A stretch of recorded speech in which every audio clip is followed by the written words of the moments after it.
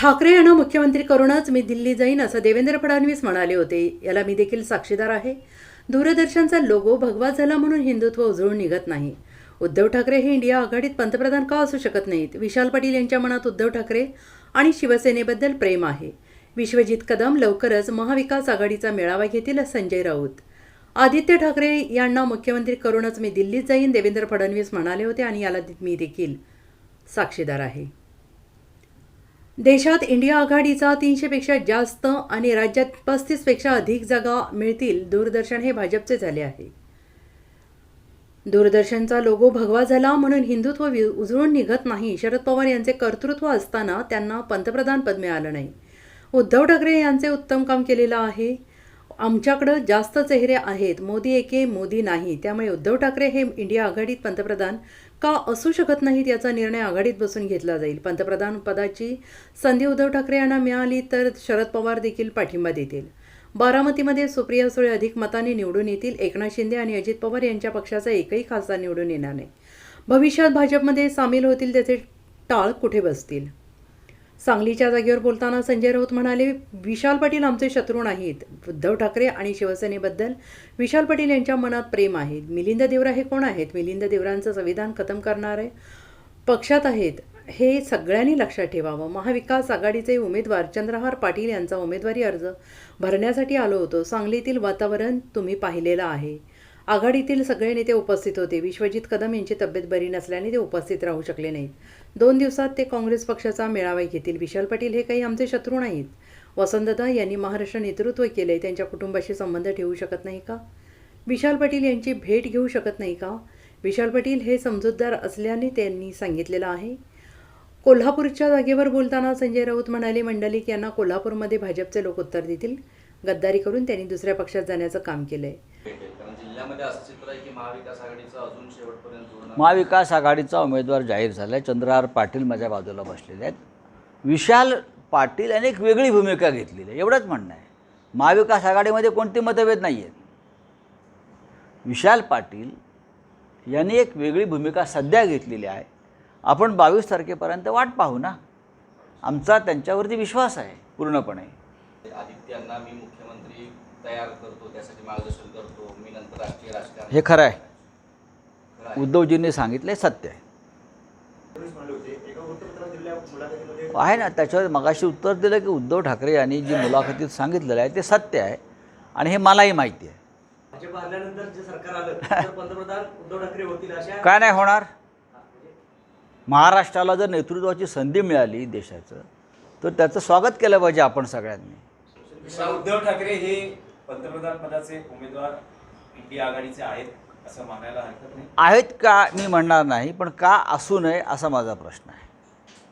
अर्थात इंडिया आघाडीमध्ये एकत्र बसून निर्णय घेतले जातील, पण जर महाराष्ट्राला नेतृत्व करण्याची संधी मिळाली. आम्ही अनेक वर्ष शरद पवार साहेबांकडे अपेक्षेने पाहत होतो की कधीतरी शरद पवार साहेब या देशाचं नेतृत्व करतील, पण अंतर्गत राजकारणामुळे या देशातल्या इतर काही बाबींमुळे शरद पवारांसारखा झुंजार नेता, अभ्यासू नेता, त्यांचं कर्तृत्व असतानासुद्धा त्यांना ती संधी मिळाली नाही. याचं आम्हाला वाईट वाटतं आहे.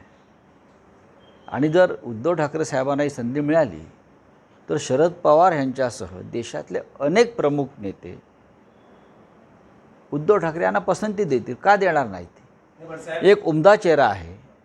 महाराष्ट्रामध्ये मुख्यमंत्री म्हणून उत्तम काम केलेलं आहे. करोना काळामध्ये एक राज्य सांभाळलेलं आहे. भूमिका ही सगळ्यांना सामावून घेणारी, एकत्र घेऊन जाणारी आहे.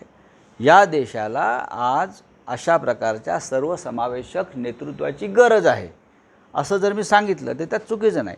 अर्थात मी हे माझं मत सांगतो आहे. जेव्हा या देशामध्ये निवडणुका पूर्ण होऊन निकाल लागतील तेव्हा इंडिया आघाडीचे नेते एकत्र बसतील आणि आमच्याकडे एकापेक्षा जास्त चेहरे आहेत. मोदी एके मोदी नाही ना, घिसापिटा चेहरा.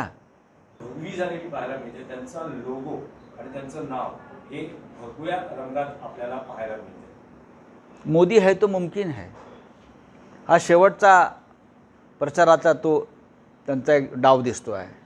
पण काही हरकत नाही. ही सगळी आता भाजपा प्रणित प्रचार यंत्रणा झालेली आहे. त्याच्यामुळे हे लोकांना आकर्षित करण्यासाठी अशा गोष्टी करतील. पण दूरदर्शनचा लोगो झाला म्हणून यांचा हिंदुत्वाच तेजानं उजळून निघाला असं होत नाही. या देशामध्ये, या जम्मू काश्मीरमध्ये मी अनेकदा जातो आहे. आजही काश्मीरी पंडितांची घरवापसी जे भारतीय जनता पक्षानं वचन दिलं होतं ते होऊ शकलं नाही. मणिपूरमध्ये प्रधानमंत्री जाऊ शकले नाहीत. राम मंदिराचं मिशन त्यांचं फेल गेलेलं आहे. राम मंदिर उभं राहिलं पण त्याचं श्रेय भाजपला मिळत नाही आणि राम मंदिराची वगैरे काही लाट आलेली नाही हे भारतीय जनता पक्षाने ओळखलेलं आहे. त्याच्यामुळे हे असे उद्योग करत असतील. ते दलित विरोधी म्हणजे काय? मिलिंद देवरा ज्यांचं अख्खं आयुष्य कुटुंबाचं काँग्रेस पक्षात गेलं